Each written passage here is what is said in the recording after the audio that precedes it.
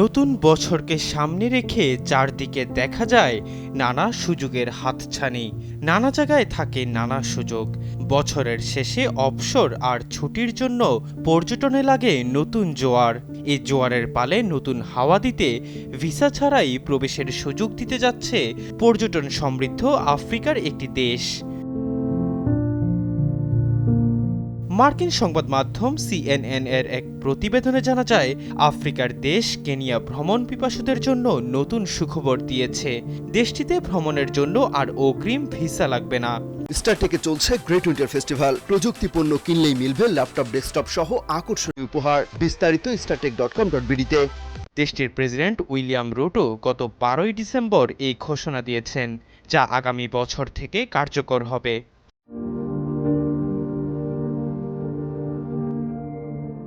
President Ruto জানান, সরকার পর্যটকদের জন্য একটি ডিজিটাল পদ্ধতি চালু করেছে, যার ফলে এখন থেকে ভ্রমণের জন্য অনলাইনে অনুমতি পাওয়া যাবে।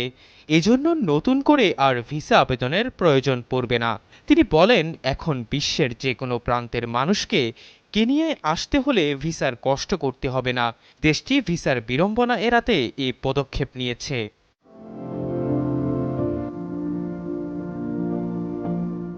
কেনিয়া 1963 সালের 12ই ডিসেম্বর ব্রিটেনের কাছ থেকে স্বাধীনতা লাভ করে।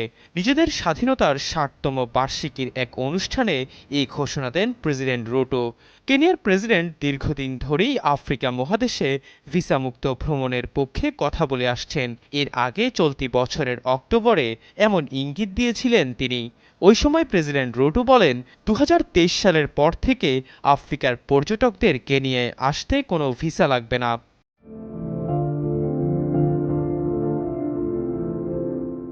কেনিয়ার অর্থনীতিতে পর্যটন অত্যন্ত গুরুত্বপূর্ণ।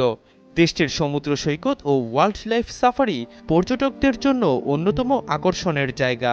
দেশটির মোট জিডিপির 63% আসে এই পর্যটন সংশ্লিষ্ট সেবা থেকে। কয়েক বছর ধরেই এই খাতে কেনিয়ার আয় বেড়েই চলছে। মূলত জার্মানি ও ব্রিটেনের পর্যটকরাই কেনিয়ায় বেড়াতে আসেন।